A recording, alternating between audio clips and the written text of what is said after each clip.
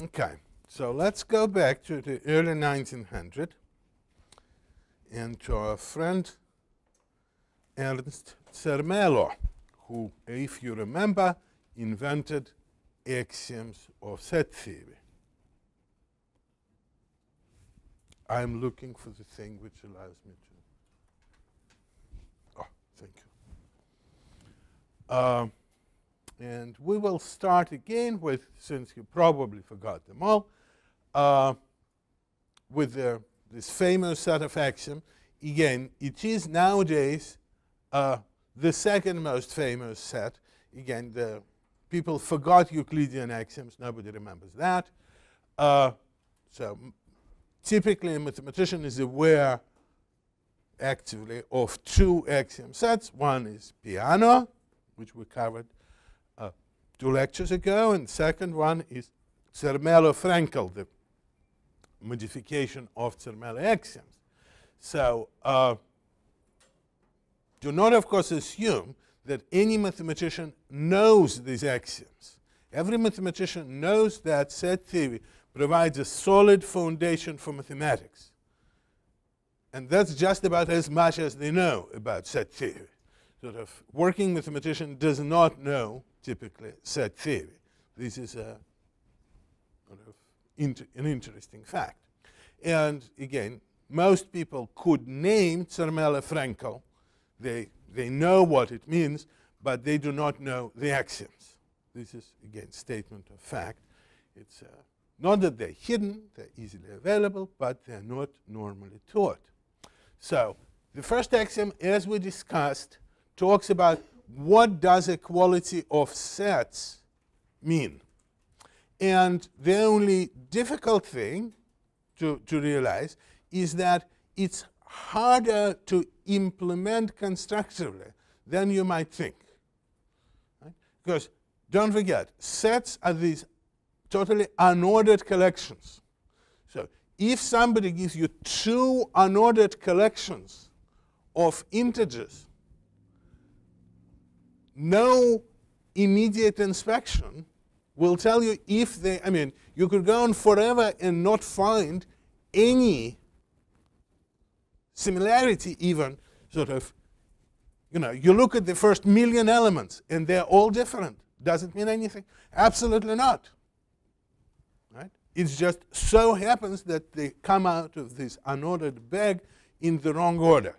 So equality on sets is a very difficult operation mathematically, but again, most people do not realize that.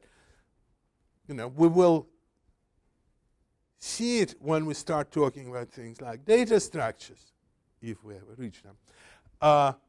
Because when you implement sets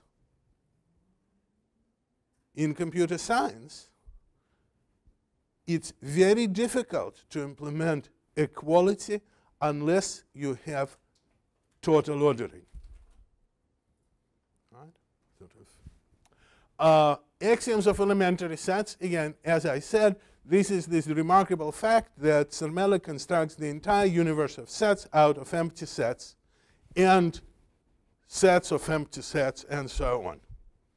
This is, again, sort of somewhat similar to what people do in Lisp, if you like. It's like cons cells of, you know, you have nil and cons of nil, nil, and so on. You could construct the whole universe, and there were a bunch of papers a long time ago that the only things you need to construct the computational universe is nil and cons. Well, again, goes back to Zermelo. Axiom of separation says that if you have a predicate, predicate allows you to get a subset out of a set. Like if you have a set of integers, a set of even integers is a subset. Set of prime integers is a subset. Then power set. Again, you know, let me try to sort of convey the intuition. Prior to Zermelo, the assumption was that whatever you write is a set. What Zermelo is specifying is the way of constructing sets. And if something cannot be constructed in a legitimate way out of this fundamental thing, what's the fundamental thing?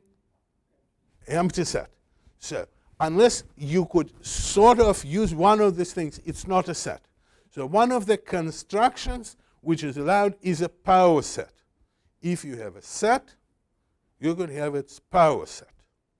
Right? What's the power set of an empty set? No.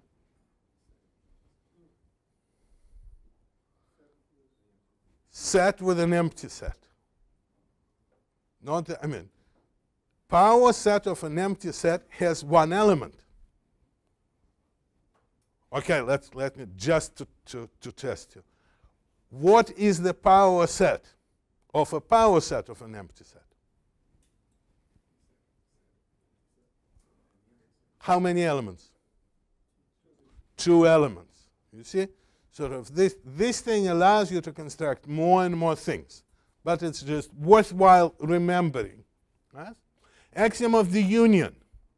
If you have a set containing sets as an element, however many, we could get a union of all these elements. We could get a set containing elements of all of its elements. Do you see? It allows us, if we have a large collection of sets, construct a humongous set of all of the elements. You sort of, if you imagine sets as plastic bags, and there's a large outer plastic bag, you go and rip all the inner plastic bags, one level deep. Right? So axiom of union. And then, as I said, there are 2 strange axioms. Axiom of choice and axiom of infinity. We will discuss them. But I, on purpose, didn't put them. So these are 7 axioms. And it's actually good to try to remember them. Because they're sort of, it's a nice, elegant way of constructing this universe of sets. Again, I sort of alluded that the universe is, of course, astronomically large, because the power sets allow you to get power sets of power sets and power sets and power sets and so on. You could get lots. The axiom of choice is a very peculiar axiom. What it basically says that you could pick an element from a set. You say, well, I mean, it is trivial. Is it? How, I mean, you have this bag containing potential, some enormous infinity of things, unordered. How do you know that you could pick one? Well, there is no mechanism for doing that. And apparently, that's the mechanism. That is what it says, that if you have a family of sets, a set of sets T, T contains these bags, what you could get a choice of T, which is a set. It's not like union. Union will empty all the bags into the outer bag, right? But C sub T, choice of T, will just get one guy out of every bag. And you will get such, and you say, well, I mean, obviously you could do that. Well, nothing is obvious about infinities, first of all. I mean, we have to understand that sort of when we say obvious, nothing is obvious. And one of the problems, it's a very important axiom because, you know, a lot of very fundamental theorems in, say, functional analysis depend on it. So mathematicians want it. Not that they know what it is, but they want these theorems they could get, like thickness, compactness theorem, and I mean some really useful stuff. But there is one problem. If you get these axioms, you get all of its consequences. And for example, you get famous Banach-Tarski. You know, these Polish guys are amazing. They come up with absolutely wonderful way of manufacturing. Sort of this is, if we could patent that, would lead to fantastic. I mean, we could become the most successful corporation in the history of the world. Apparently, what you could do, you take a ball, and the ball could be made out of anything, say gold.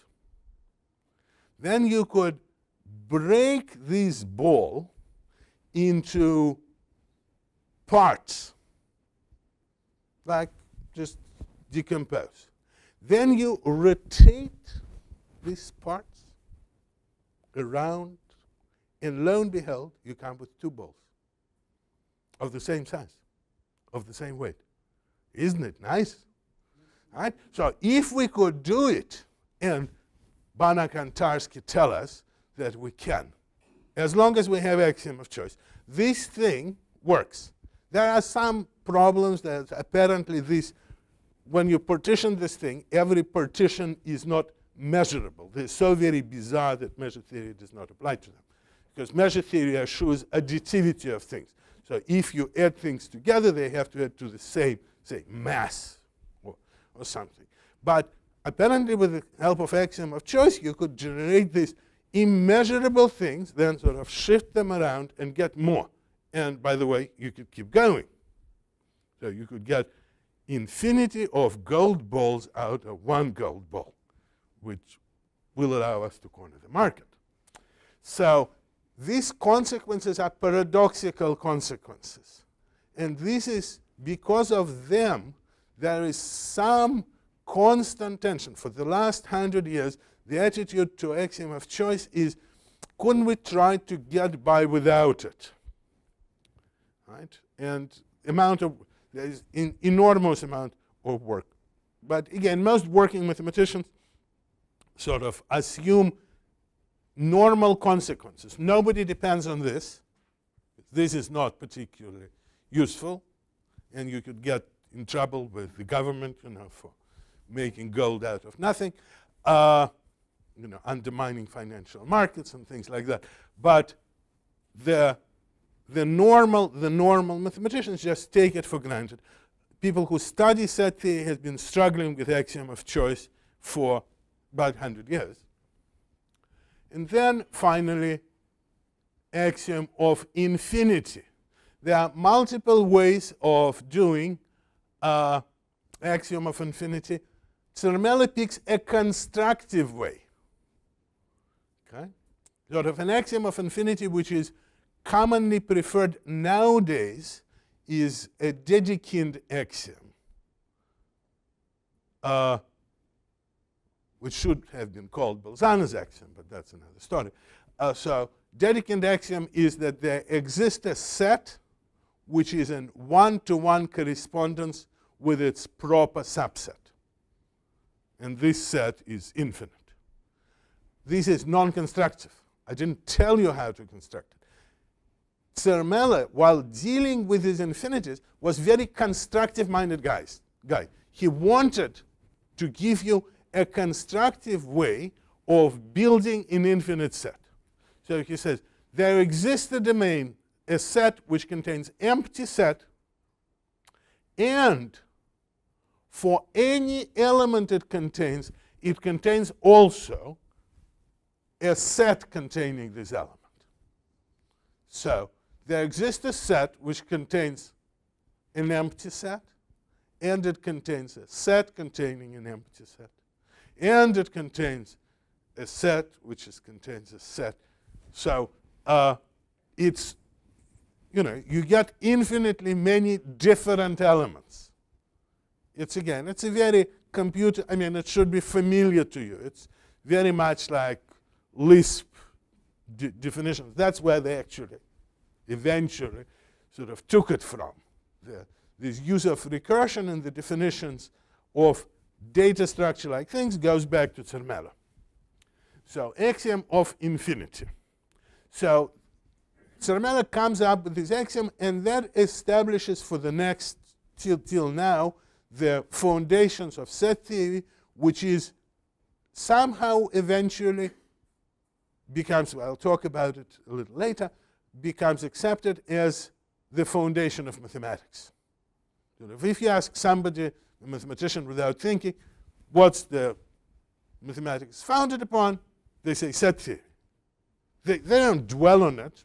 They were taught when they were in college that it's so, and they keep repeating it. That's how it goes.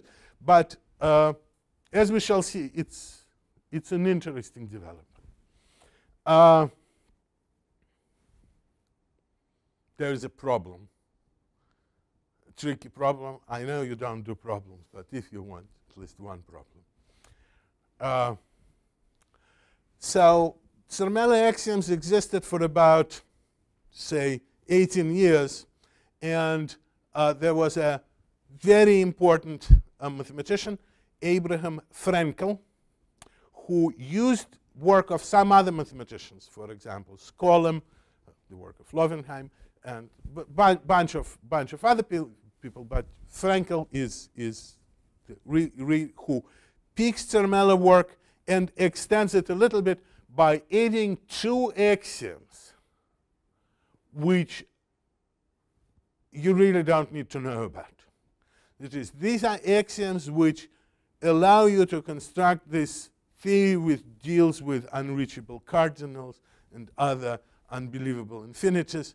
But in any case, he was a very, very major contributor, and he also, in some sense, has a very distinguished role as the founder of Israeli mathematics, and in my opinion, the greatest Israeli mathematician. This is personal opinion, there is no ranking, but greatest Israeli mathematician ever, this Abraham Fraenkel. He was a German Jew, obviously, who became a professor at Kiel.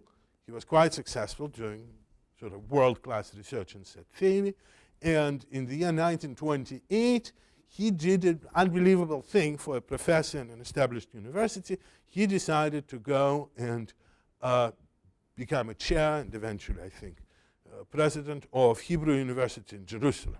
Well, you have to understand, there was no state of Israel. He was joining a bunch of Russian Jews who were not particularly mathematically inclined. It was a heroic move. What he managed to create a world-class department of mathematics, attracted some and trained unbelievably good people, and also happened to survive. Because if he didn't, well, it wasn't his intent. He left in 28 when it was obvious that it's very safe to be Jew in Germany.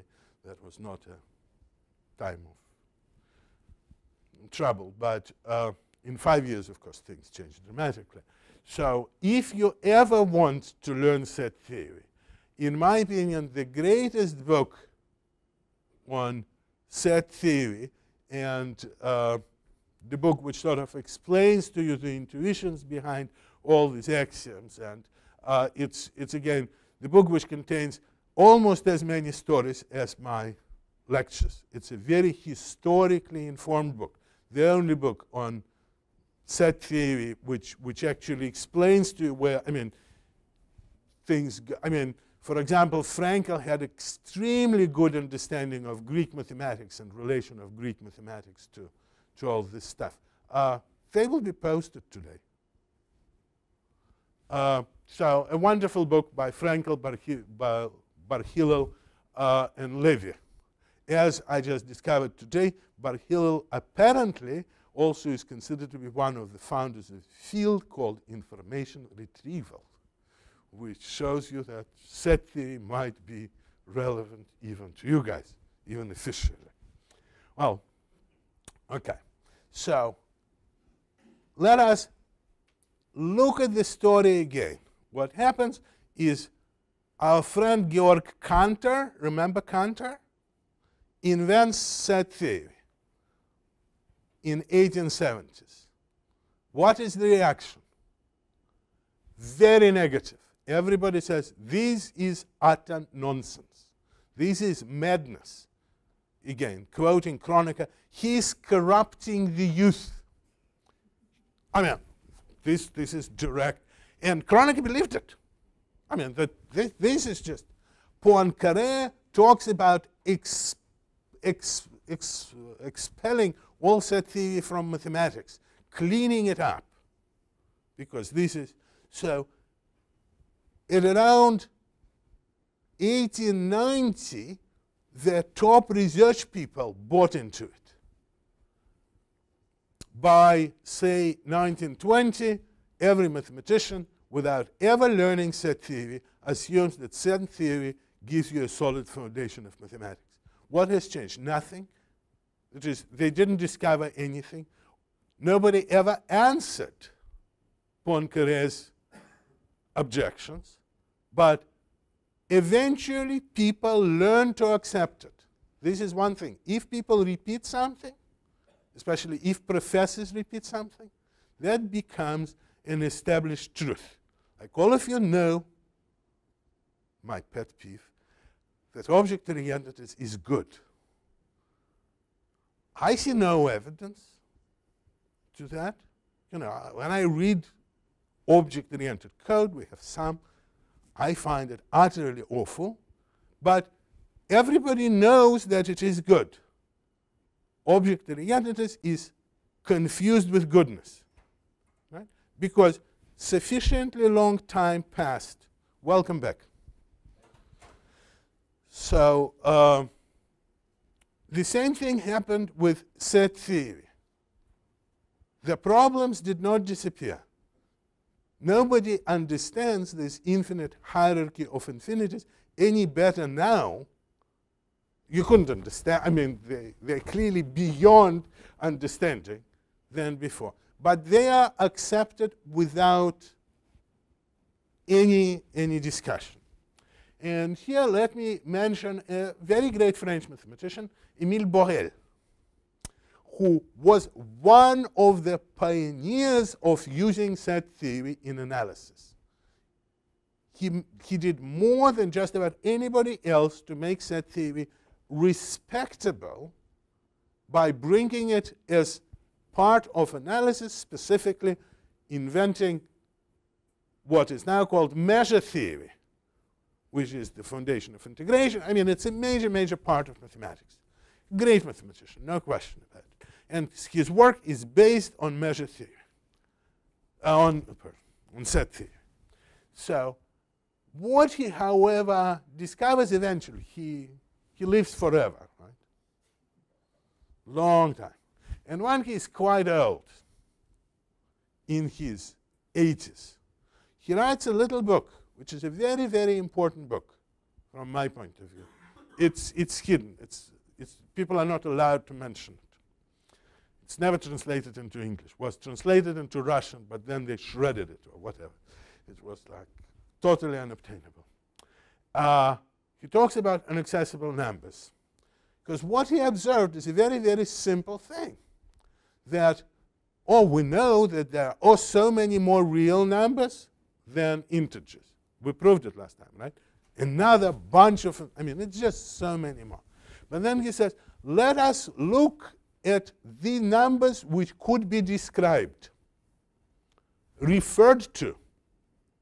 He says in French, but let us sort of take artistic liberty and say in English. So real numbers which can be referred to with some English sentence. How many of them are? Countably many. Because how many English sentences of any kind do we have? Countably many. This is just finite sequences of characters. They're countably many. So apparently the numbers, not just which we could construct, but to refer in some way, ever, and we're not talking now, forever, people will be inventing more and more ways of referring to numbers. And how many could we refer to? Countably many. Yes? Why can't you construct an English sentence that refers to uncountably many things? Pardon me? No, it's a one number. You're referring to one number. You're naming a number. Obviously these people constructed English sentence referring to uncountably many things. It's called. No, I was talking about how many numbers they could refer to. Name. Somehow, like you could name pi, yeah? Or e, or square root of 2, or the number which is like as a decimal expansion where first even numbers come from e, but odd numbers come from pi digits. I mean, I referred to it. Or I could, and if I take all the numbers to which I can refer, they're just countably many. So, what Borel says is most numbers, apparently, not just most, not just 99%, infinitely most numbers are totally inaccessible, unreferable. So when we say they exist, what does it mean they exist? They could never be referred to, described, pointed to in English. Or Martian, by the way. It's not, I mean, as long as we talk about some description, you cannot, what does it mean that we say they exist? That's a good question, which I sort of want you to dwell upon. That right now we have mathematics based on things which are inaccessible. And moreover, what the modern mathematics tells us, that if you take a random real number in the interval from 0 to 1, it's inaccessible with probability 1. Right? Because they're only countably many, small number. So a number which you will get, you have no words to describe. Right? Funny stuff. This is self-contradictory. So the soon as you can refer to say, I can randomly generate a number between 0 and 1, that sentence is referring to that number. No, it's actually but this number is a specific number, is not describable. Right? So in any case, what is the lesson there? You know, the lesson is very close to what I have been telling you all along from the very early lectures, that mathematics doesn't start with foundations, doesn't start with axioms. Mathematics is quite solid, but its foundations might not be. Does it mean that bridges will start collapsing, trains will stop flying, you know, search engines will stop? Well, search engines I don't know, but about bridges I do know. They're not going to collapse. The crisis in the foundations does not affect mathematics, the real core, right?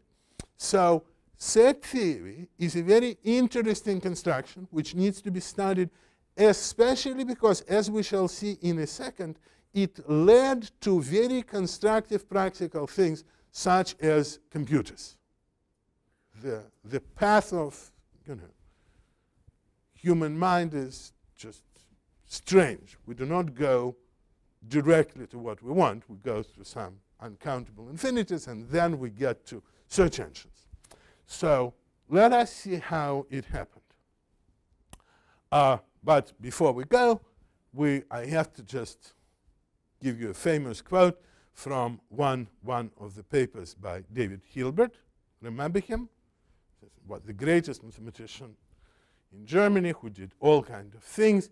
And for him, the set theory, the discovery of counter, was a paradise. Which is, and nobody will expel us from paradise given to us by counter. So that was his fundamental stand. Together with the stand, of course, came another stand that we will never concede the point that there are propositions of which we cannot determine whether they're true or false. Everything, so these were two important statements of Hilbert which you need to remember. I mean, 5 minutes, you'll see why you need to remember. So sort of mathematics based on set theory gives us certainty. And Hilbert came with sort of eventually what became known as Hilbert's program. So he said, we need to avoid all the paradoxes, all the bad things. we need to formalize mathematics. We have to come with a formal notation. I mean, again, as Peano did, as Russell and White had tried, we have to come with a formal notation, unambiguous, which describes mathematical proposition. We need to build mathematics from axioms in this formal thing. We have set of axioms, we have a set of inference rules, things which allow us to derive new truths from axioms. Right? So this is formalization. You have formal syntax, you have a set of axioms, you have a set of inference rules. That's step number one. And what is the goal? That we want it to be complete. That is, from this set of axioms, with a set of given inference rules, you should be able to either prove or disprove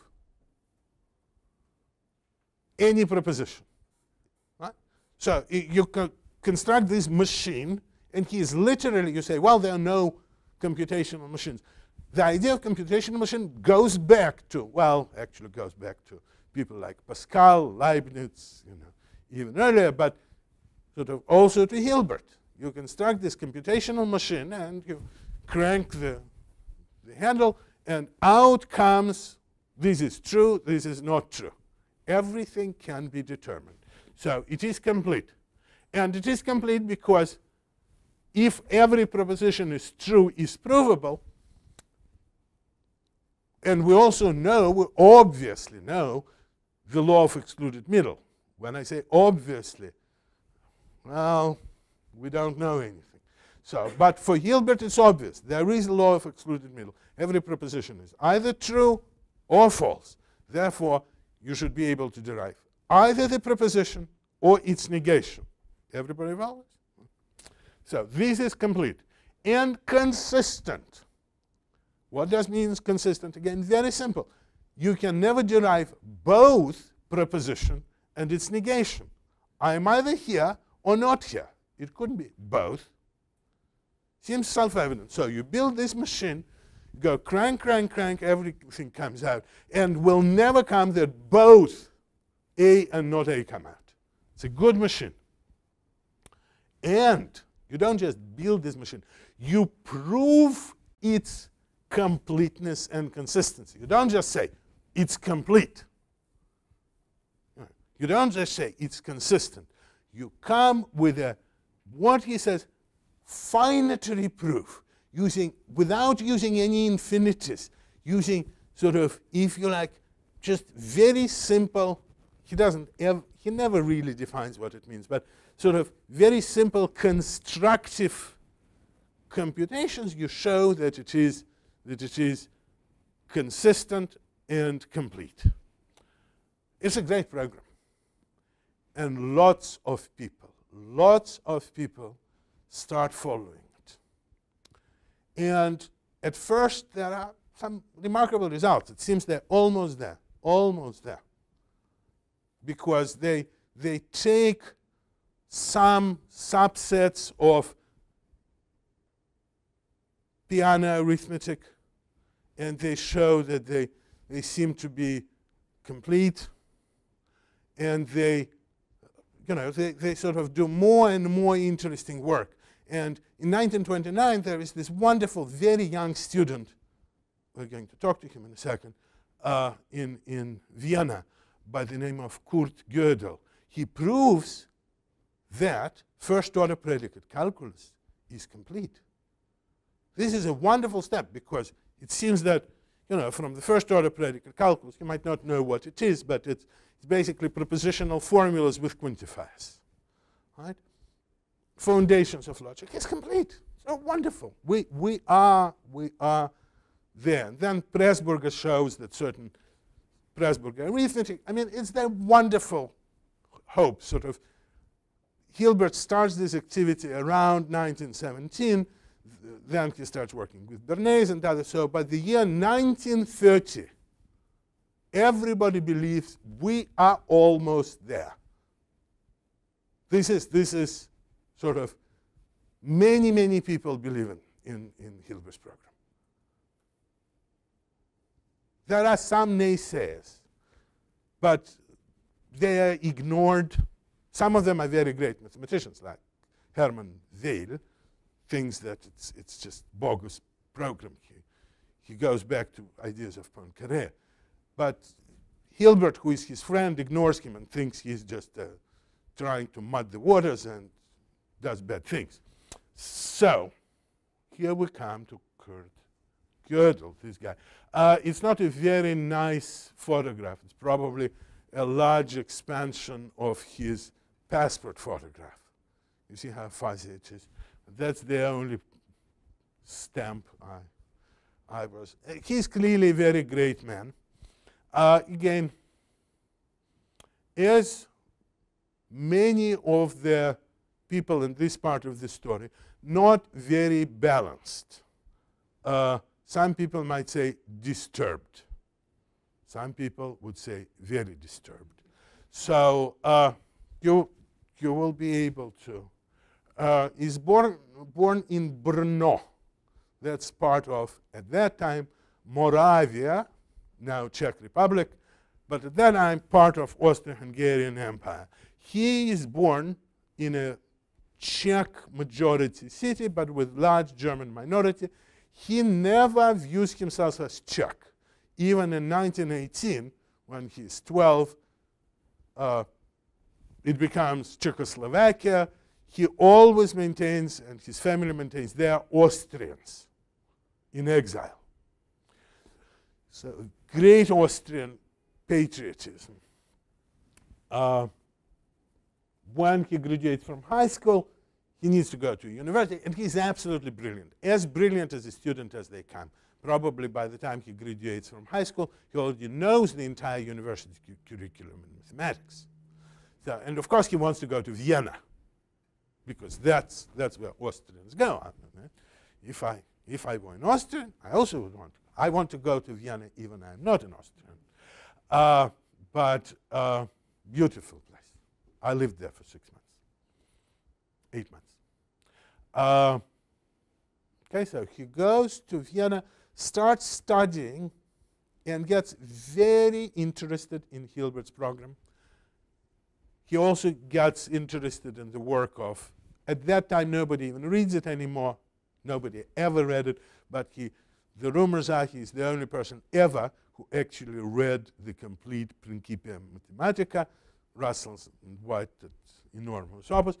He studies it, and I think right after he proves the completeness of first-order predicate calculus, he gets the intuition. It's unprovable, it's my conjecture.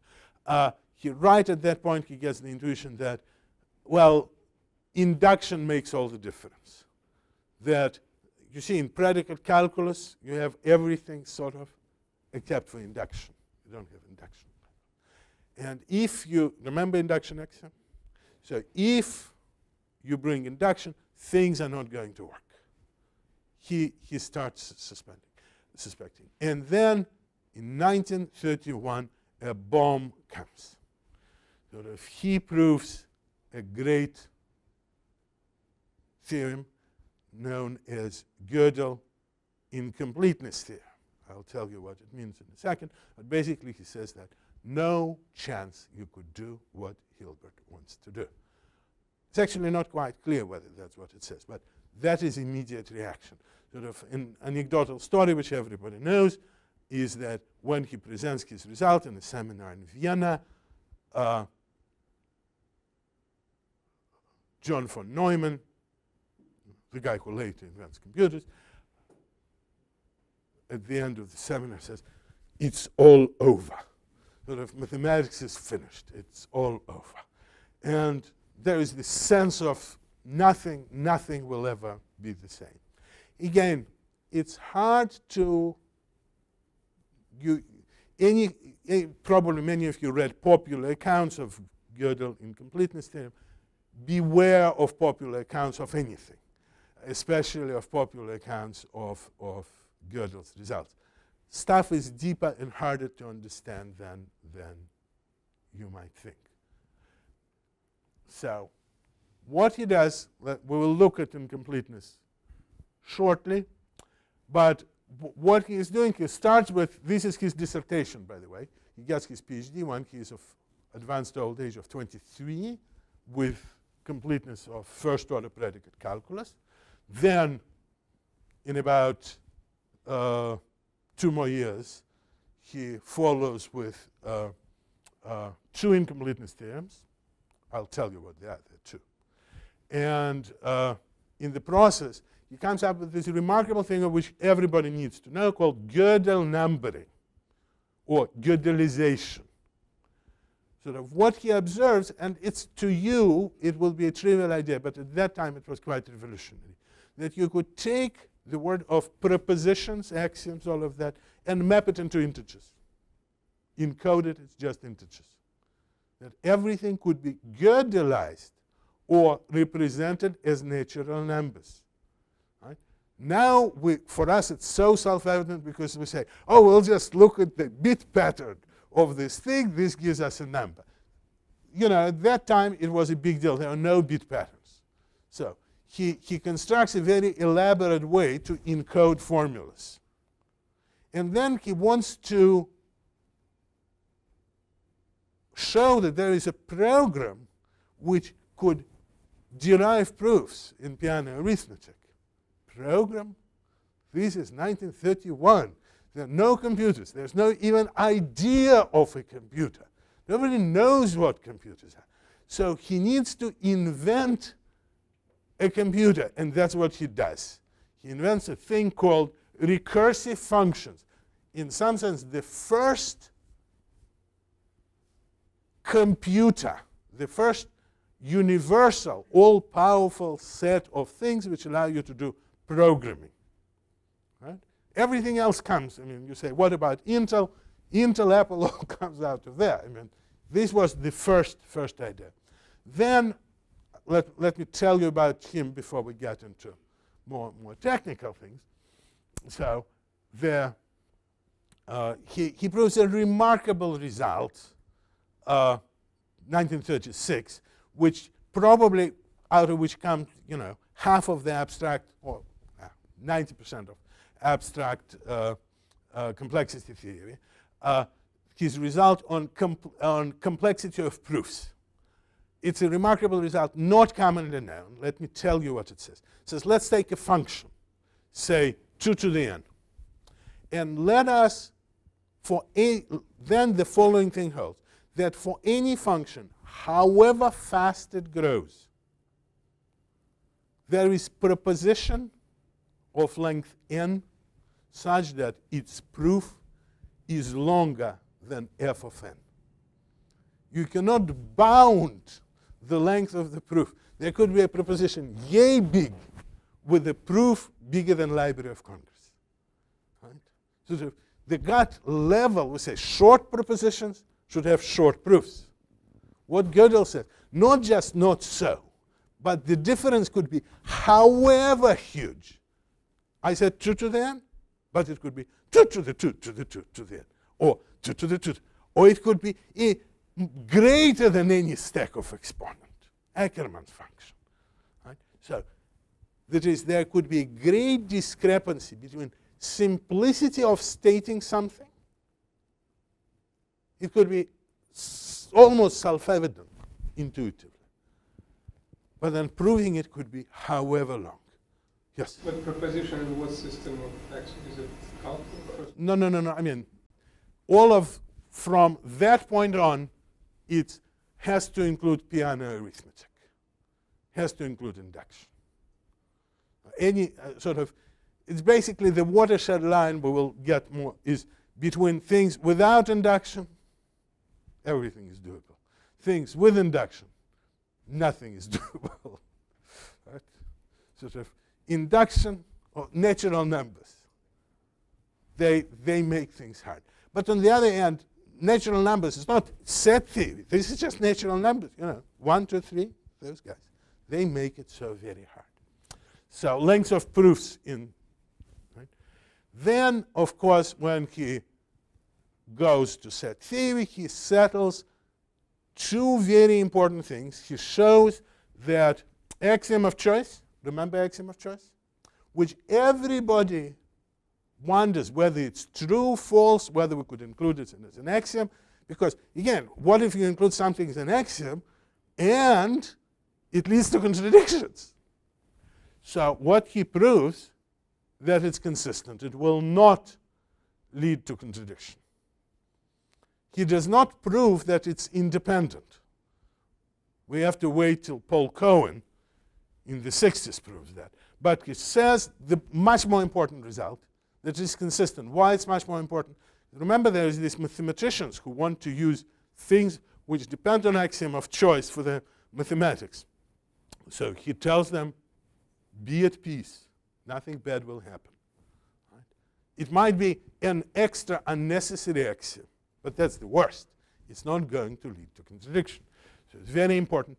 And then he does the same with continuum hypothesis. And comes with, I mean, it's very hard for me to convey in with short words, how important, these are sort of also revolutionary proofs, because sort of he comes with new ways of just dealing with set theory. Sort of continuum hypothesis is also consistent. You could include it and nothing bad will happen. Then again, Paul Cohen will show that the other way is true, it's independent. Okay, so not bad. Of course, Princeton will never give him tenure, but because this is not enough papers to get tenure at Princeton. He was a logician. So he visits Princeton in the 30s several times. We'll see whom he visits in a minute. And eventually, when the war starts, he escapes Germany, goes through the Soviet Union on, what's the railroad? Trans-Siberian Railway, and then to Alaska, and then to San Francisco. I forgot how he crosses. He didn't want to try Atlantic crosses. He is a very concerned about things. One of his close friends is assassinated by a Nazi because of his logical work. So he knows his life might be in danger. In other words, he's getting more and more paranoid. He stops eating food unless it's cooked by his wife. That is, only his wife is guaranteed to cook his food. So he arrives to the United States, goes to Princeton Institute of Advanced Studies, where he remains for the rest of his life, becomes more and more of a recluse. He acquires one friend, very close friend. You might have heard of him. His name is Albert Einstein, and who is also an institute. They are very different age-wise. Sort of by the time Gödel was born in 1906, and Einstein did his most marvelous work in 1903, 3 years before Gödel was born. They become very close friends. So Einstein eventually starts saying, the only reason I go to work to Institute of Advanced Studies is so that I could share a walk back with Gödel. They become very, very close. But he becomes more and more sort of it's not even self-centered, but closed to the world.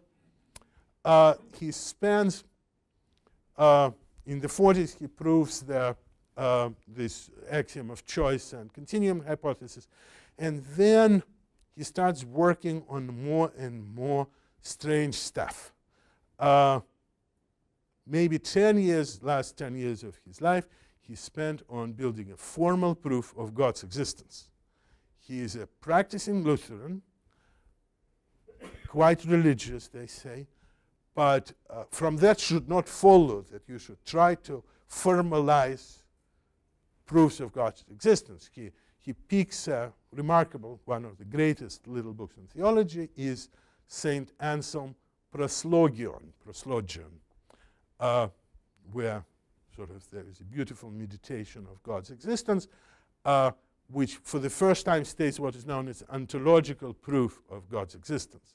So it is a beautiful book indeed, but Gödel decides that he has to formalize it using the modern techniques. And indeed, in the 60s, he gives Dana Scott, a great computer scientist, a manuscript, secret manuscript containing the proof. The proof is now published, and if you like, you could look at it. I don't think it will change your mind, whichever way your mind goes, but it's a strange. He starts doing stranger and stranger stuff. Then a terrible thing happens. Okay, he lives in Princeton.